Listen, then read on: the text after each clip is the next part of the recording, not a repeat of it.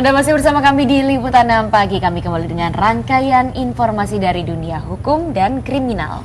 Ya, kali ini informasi mengenai seorang wanita pengusaha catering yang pada Senin petang kemarin saudara tewas dibunuh oleh orang tak dikenal terjadi di Jalan Tanah Tinggi, Johar Baru, Jakarta Pusat. Korban menemui ajalnya akibat dijerat dan akibat luka tusuk. Warga Tanah Tinggi 1, Johar Baru, Jakarta Pusat, Senin sore dikejutkan dengan kabar tewasnya Adikan Hadi Putri, pengusaha catering tetangga mereka. Warga menyatakan tidak mendengar apapun, hingga kerabat korban yang berniat berkunjung mendapati korban sudah tewas bersimbah darah. Kita sana ya, nggak berani ngapa-ngapain. Keadaannya gimana Pak? Kondisi ini korban gimana Pak? Tengkurap. Tengkurap.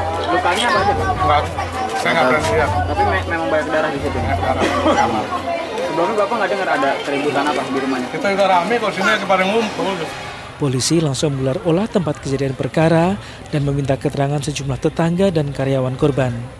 Dari hasil identifikasi diketahui korban menderita luka tusuk di kepala serta tanda bekas jeratan pada leher. Dugaan sementara pelaku satu orang. Ya, kami masih dalamin apakah dari pihak dalam sendiri, karena kami masih mengumpulkan saksi-saksi yang ada, karena korban ini punya usaha catering, ada karyawan yang tinggal di sini, kami masih mengumpulkan informasi-informasi dari para karyawan yang bekerja di sini. Sejauh ini polisi masih mendalami kasus pembunuhan ini untuk mengungkap pelaku dan motif pembunuhan.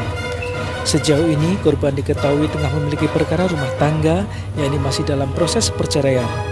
Guna kepentingan penyidikan dan proses otopsi, jasad korban dievakuasi ke kamar jenazah Rumah Sakit Cipto Mangunkusumo. Dunvito Samarta melaporkan dari Jakarta.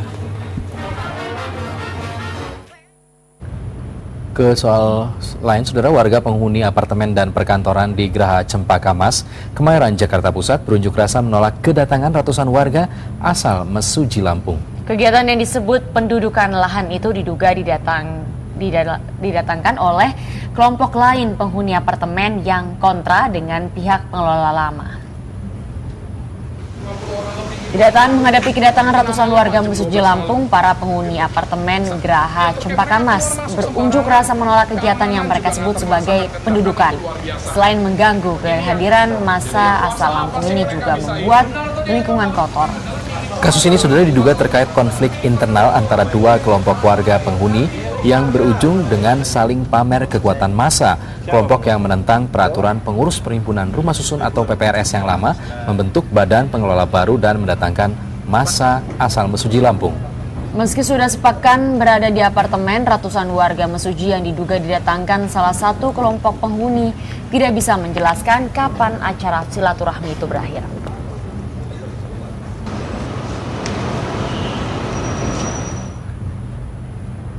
Kita ke Riau, saudara. Polda Riau mengungkapkan adanya jaringan internasional bandar narkoba di kota Pekanbaru, Riau. Petugas membekuk 5 tersangka dan menyita ribuan butir pil ekstasi yang siap edar dan 1 kilogram sabu-sabu asal negara Malaysia. Jajaran petugas dari Polda Riau membekuk 5 orang pelaku yang merupakan bandar narkoba berjaringan internasional pada Senin siang. Petugas juga menyita ribuan pil ekstasi dan 1 kilogram sabu siap dipasarkan. Barang bernilai miliaran rupiah ini diduga siap dipasarkan di Provinsi Riau. Dari pengakuan tersangka, pil ekstasi dan sabu-sabu merupakan hasil industri rumahan yang terletak di Jalan Pangeran Hidayat, Pekanbaru, Riau. Diduga kuat barang haram itu berasal dari Malaysia melalui Kabupaten Selat Panjang. Para pelaku dijerat pasal Undang-Undang Narkotika dengan ancaman kurungan kurang lebih 20 tahun penjara.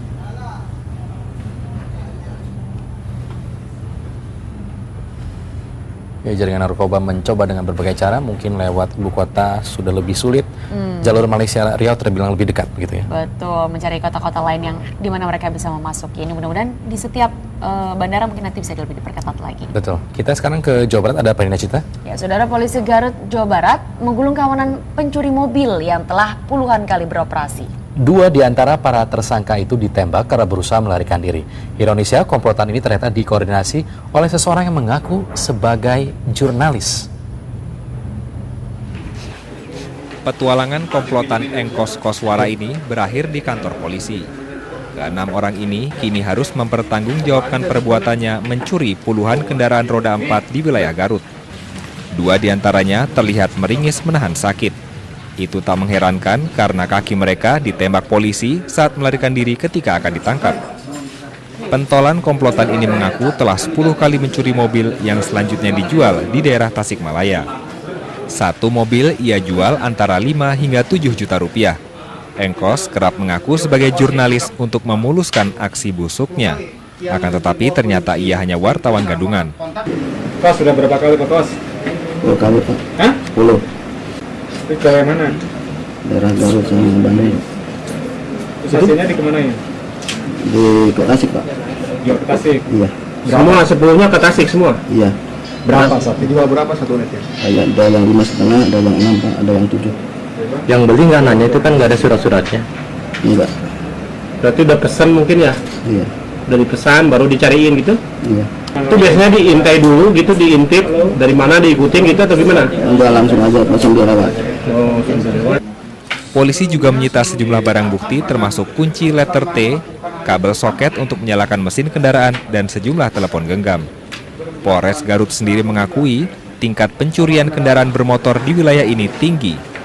Akibat perbuatannya, para pelaku dijerat pasal 363 KUHP dengan ancaman hukuman 4 hingga 7 tahun penjara. Doni Martin melaporkan dari Garut, Jawa Barat. Nah, masih dari Jawa Barat, saudara, pelaku teror bom 29 Januari 2014 lalu maksud kami di salah satu bank di kawasan Padalarang, Kabupaten Bandung, Jawa Barat, akhirnya terungkap. Ya, ini di Kabupaten Bandung Barat. Nah, peristiwanya ternyata dilakukan oleh pelaku yang merupakan karyawan bank itu sendiri, dan tersangka pun akhirnya diancam dengan hukuman seumur hidup. Polres Kota Cimahi, Jawa Barat akhirnya berhasil mengungkap siapa di balik ancaman teror bom 29 Januari 2014 lalu di kantor Bank BJB Jalan Purwakarta Padalarang, Kabupaten Bandung Barat. Pelaku berinisial YA ternyata karyawan bank tersebut.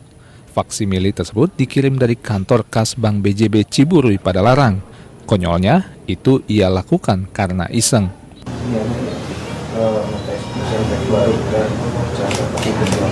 Isi dari berita melalui chat itu apa? Ulah iseng tersangka mencoba mesin faksimili baru di kantornya harus dibayar mahal, apalagi polisi mengenakan pasal terkait aksi terorisme. Kita kenakan pasal 7 Perpu nomor 1 tahun 2002 tentang pemberantasan teroris. Ancaman hukumannya paling lama seumur hidup. Kini tersangka mendekam di Polres Kota Cimahi untuk mempertanggungjawabkan perbuatan isengnya yang menakuti teman-teman sekantornya sendiri dan masyarakat sekitar kantor kas BJB cabang Jalan Purwakarta Padalarang, Bandung Barat, Jawa Barat. Patria melaporkan dari Cimahi, Jawa Barat.